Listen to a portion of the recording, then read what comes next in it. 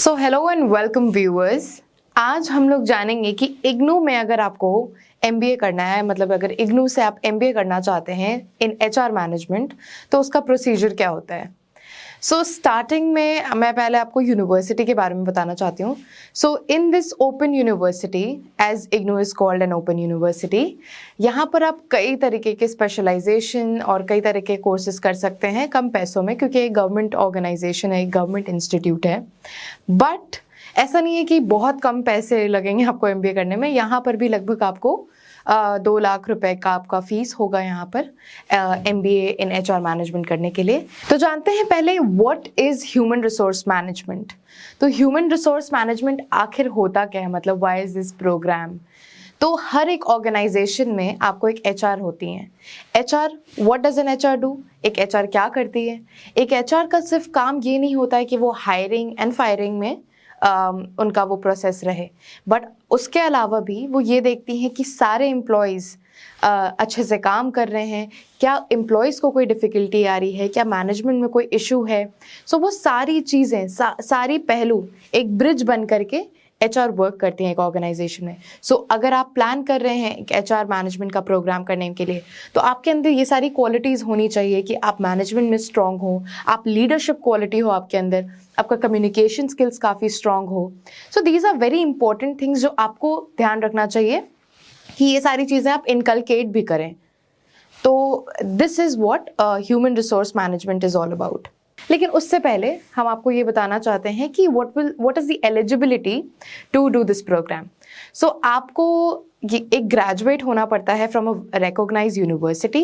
इसका ये मतलब है कि कोई ऐसी यूनिवर्सिटी जिसका यूजीसी डीईबी अप्रूवल हो, एआईसीटीई अप्रूवल हो, वैसी यूनिवर्सिटी से आपको ग्रेजुएट होना पड़ता है। एटलीस्ट आपके पास 55% मार्क्स होने चाहिए to be eligible for this program. आपको इस प्रोग्राम में हिस्सा लेने के लिए टू कंप्लीट दिस कोर्स आपको ये करना पड़ेगा कि आप एक ग्रेजुएट हो।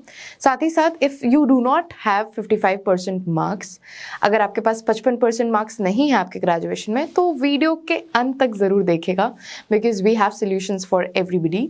अगर आपके पास 55% मार्क्स नहीं है, तब भी आप परस्यू कर सकते हैं MBA in HR management, but may be from other universities.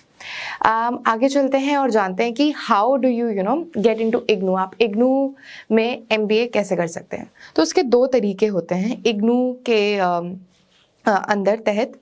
एक होता है ओपन मैट के थ्रू और एक होता है विथ योर स्कोर। आपका जो एकेडमिक स्कोर है, मेरिट स्कोर के बेसिस पर आपका सिलेक्शन होता है।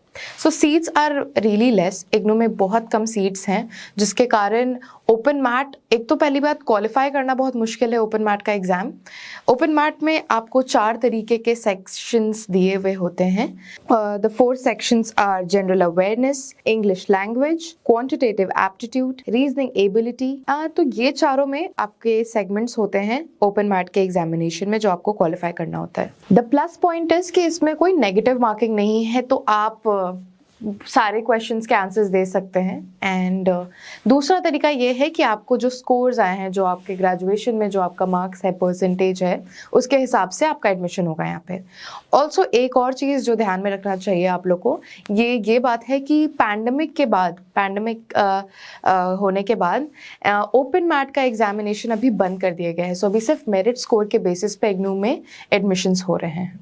सो अगर आपको एमबीए इग्नू से नहीं करना है, अगर आप और भी वेरियस ऑप्शंस देखना चाहते हैं, तो there is a platform College Vidya. उस पर आप जाइए, उसके वेबसाइट पर, और वहाँ पर आपको बस ये देखना है कि आप कौन सा कोर्स करना चाहते हैं।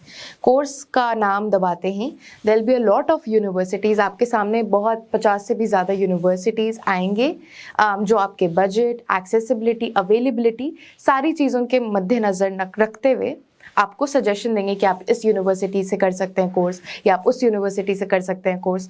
आपको बस कुछ क्वेश्चंस वहाँ पर आपको आंसर करने पड़ते हैं कि आपका स्टडी आवर्स कितना होना चाहिए, आप कितने का पैकेज ढूंढ रहे हैं आपका वो कोर्स ख़त्म होने के बाद। सो ये सारी चीज़ों का एक कोलैबोरेशन हो करके, like after you answering all the questions, आपके आंसर करने के बाद आपको सही यूनिवर्सिटी आपके लिए आपके वेबसाइट के स्क्रीन पे आपको दिखती है। तो इग्नू एमबीए से अगर हट करके आपको कुछ और करना है तो आप दूसरे ऑनलाइन यूनिवर्सिटीज़ भी देख सकते हैं, लेकिन अगर आपको इग्नू से ही करना है तो मैं बस आपको ये बताना चाहूँगी कि वहाँ का एलएमएस थोड़ा सा वीक है।